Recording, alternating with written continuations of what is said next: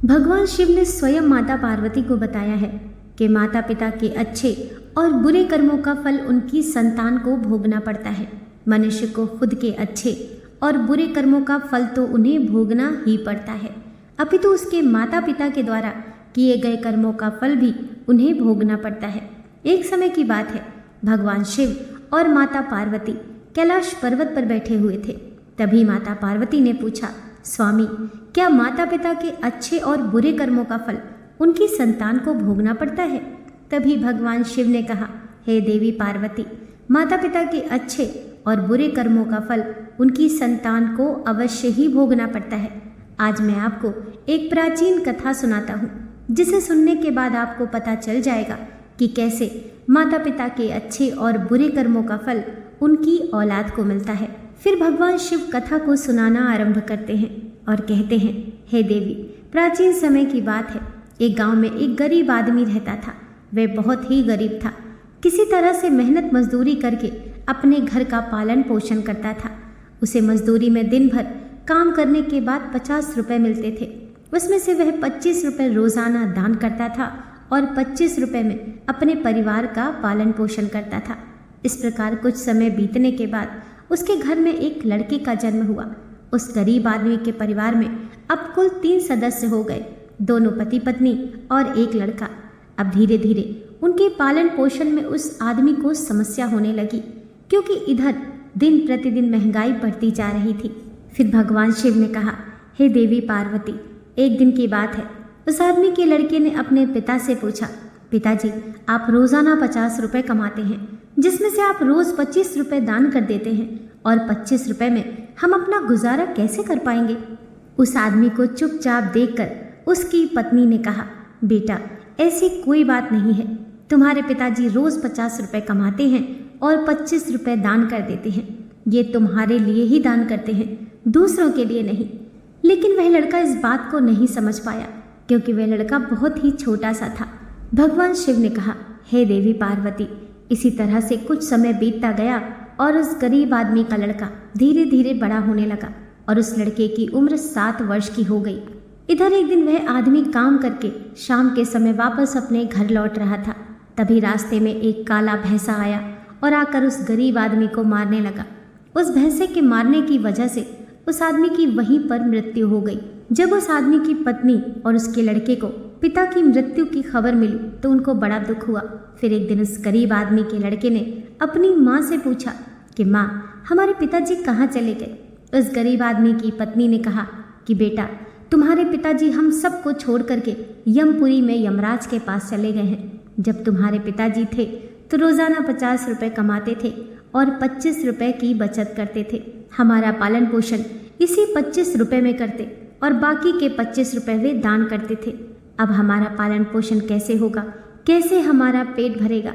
फिर माँ ने अपने बेटे से कहा, बेटा, जिस घर में गरीबी होती है उसका कोई सहायक नहीं होता। उससे सभी दूर भागने लगते हैं सिवाय भगवान के, क्योंकि वही गरीबों के सहायक होते हैं। फिर बेटे ने अपनी माँ से कहा, माँ, ऐसा मत सोचो, मैं यमराज के पास जाऊंगा और अपने पिताजी को वापस लेकर आऊंगा। हमारी गरीबी देखकर यमराज को हमारे ऊपर अवश्य दया आ जाएगी और वे हमारे पिताजी को मेरे साथ अवश्य भेज देंगे। फिर भगवान शिव ने कहा, हे देवी पार्वती, उस छोटे से बच्चे की बात पर उसकी माँ ने ध्यान नहीं दिया। फिर एक दिन की बात है, उस गरीब आदमी की पत्नी अपने लड़के को घर पर अकेला छोड़कर गांव में काम करने के लिए चली गई और उधर जो उसका लड़का था उसने मन में सोचा कि मैं यमराज के पास जाता हूँ और अपने पिताजी को लेकर आता हूँ। ऐसा सोचकर वह लड़का अपने पिताजी को लाने के लिए अपने घर से चल देता है। उस लड़के को चलते चलते काफ़ी समय बीत गया। फिर उसे थकान का अनुभव हुआ और वह एक बहुत ही विशाल आम के पेड़ को देखकर उसकी छाया में जाकर बैठ गया। तभी उस आम के पेड़ ने मनुष्य की आवाज़ में कहा कि बेटा, तुम कौन हो और कहाँ जा रहे हो? मेरी छाया में आज तक तुम्हारे जैसा कोमल बालक नहीं आया है। फिर उस लड़के ने कहा कि मैं एक गरीब आदमी का बेटा हूँ और अपने पिताजी को लाने के लिए यमराज के पास जा रहा हूँ। आम के पेड़ ने जब उसकी ये बात सुनी तो उसने कहा कि बेटा, तुम मेरे लिए भी यमराज से एक प्रश्न पूछ कर आना कि मैं कई वर्षों से यहाँ पर लगा हुआ हूँ, लेकिन मेरा एक भी पत्ता ज़मीन पर नीचे नहीं गिरता है और ना ही मेरी डालियाँ सूखती हैं। मैं कितने वर्षों तक और यहाँ पर खड़ा रहूँगा। मैंने अपने पूर्व जन्म में ऐसा कौन सा पाप किया था जिस कारण से मुझे इस योनि से मुक्ति नहीं मिल पा रही है?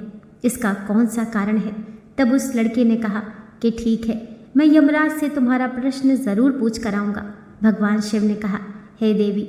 इतना कहकर वह लड़का वहाँ से आगे जाता है और चलते चलते रास्ते में उसे एक इच्छाधारी सर्प मिला। उस सर्प को देखकर वह लड़का डर के मारे कांपने लगा और वहाँ से भागने ही वाला था। तभी वह सर्प मनुष्य की आवाज़ में बोलने लगा, बेटा तुम मुझसे डरो मत, मुझे इतना बताओ कि तुम कौन हो और कहाँ जा रहे हो। वह लड़का उस सर्प के पास गया और हाथ जोड़कर कहने लगा, हे नागराज, मैं गरीब आदमी का बेटा हूँ और मैं यमराज के पास अपने पिताजी को लाने के लिए जा रहा हूँ। उस सर्प ने कहा कि बेटा तुम यमराज से मेरा एक प्रश्न पूछ कर आना। मैं कई वर्षों से यहाँ पर पड़ा हुआ हूँ, मेरे से अब चला भी नहीं जाता। मेरे शरीर में इतनी भी जान नहीं है कि मैं थोड़ा सा भी चल फिर सकूं।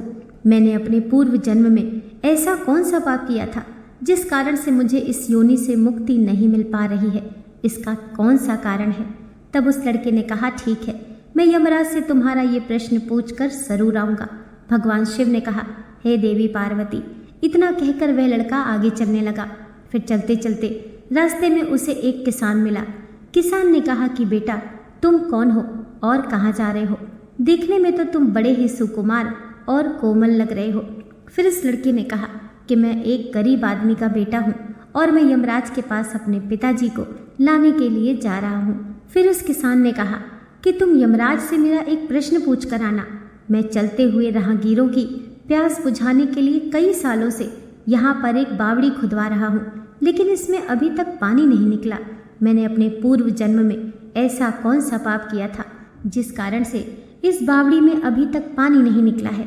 मैंने इसमें बहुत सारे पैसे भी खर्च कर दिए हैं, इसका क्या कारण है? उस लड़के ने कहा, ठीक है, मैं यमराज से तुम्हारा ये प्रश्न ज़रूर पूछ कर आऊँगा।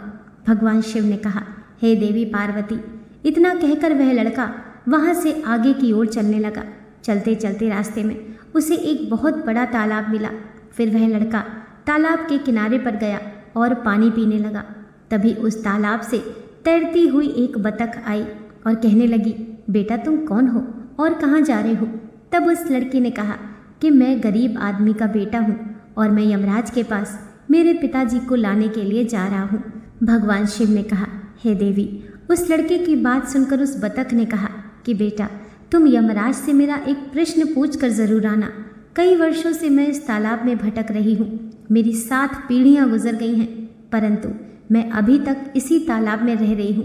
मैंने अपने पूर्व जन्म में ऐसा कौन सा पाप किया था जिसके कारण मुझे इस योनि से मुक्ति नहीं मिल पा रही है?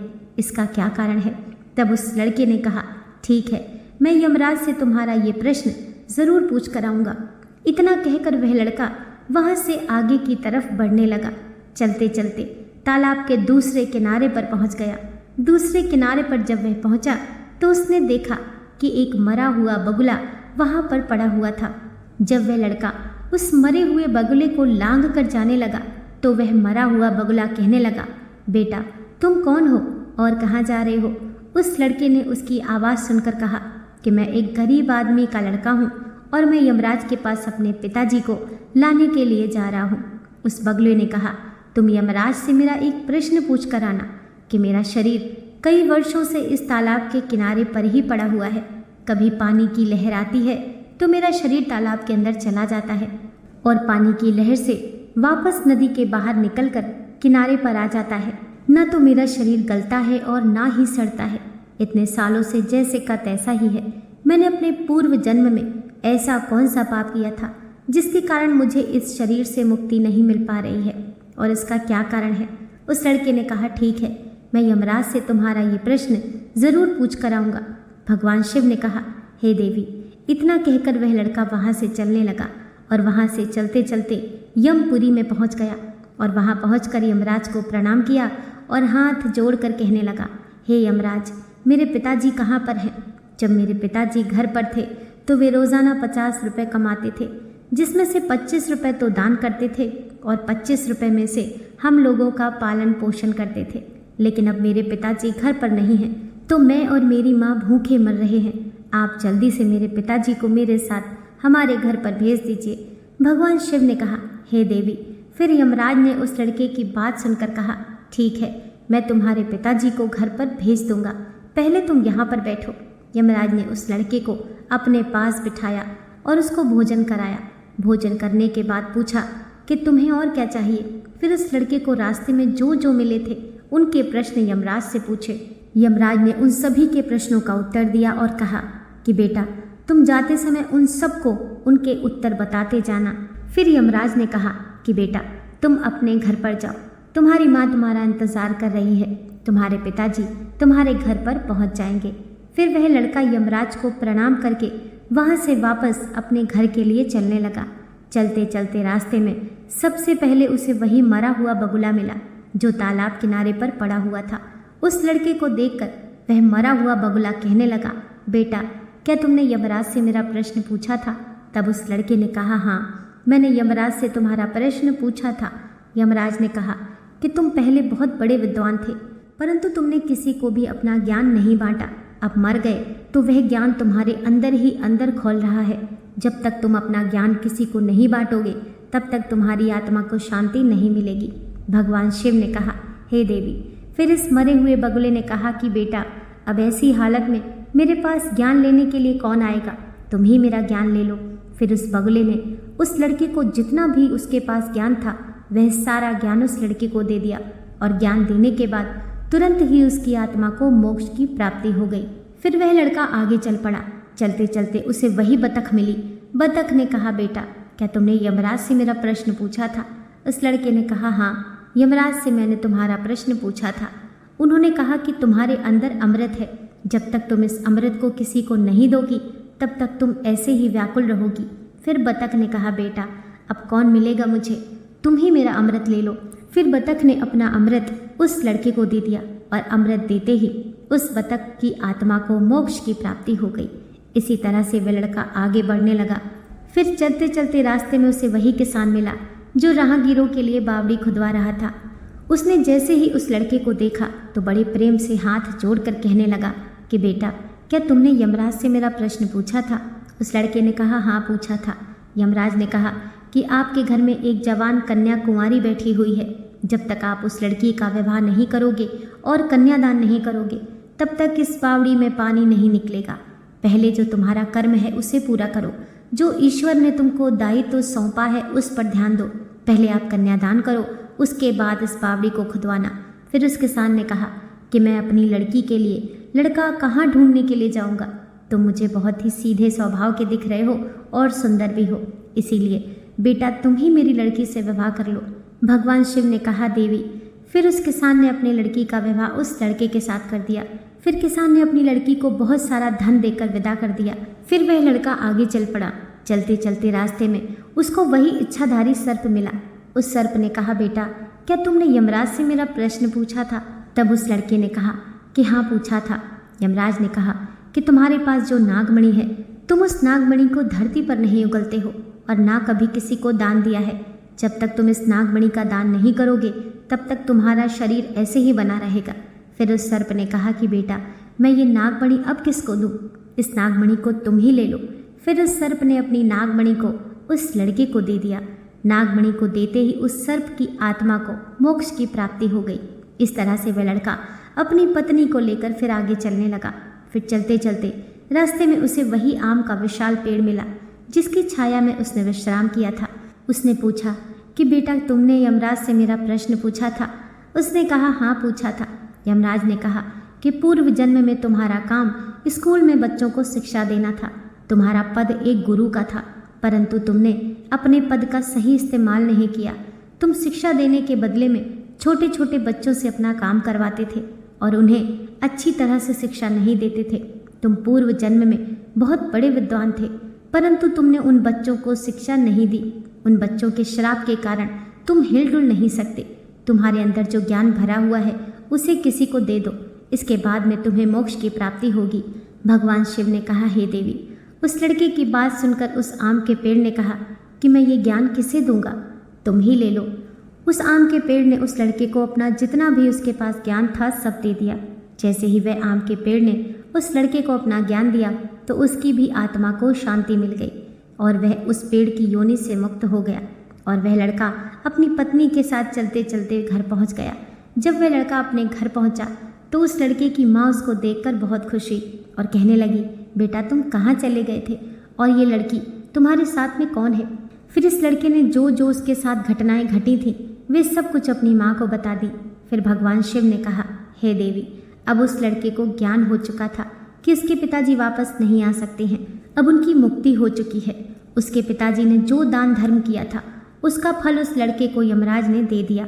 इस प्रकार से भगवान शिव ने माता पार्वती को बताया कि माता पिता के अच्छे और बुरे कर्मों का फल उनकी औलाद को कैसे प्राप्त होता है और पूर्व जन्मों के कर्मों का फल व्यक्ति को कैसे मिलता है और उसके पिता द्वारा किए गए पाप और पुण्य कर्म भी उसके बच्चों को कैसे मिलते हैं।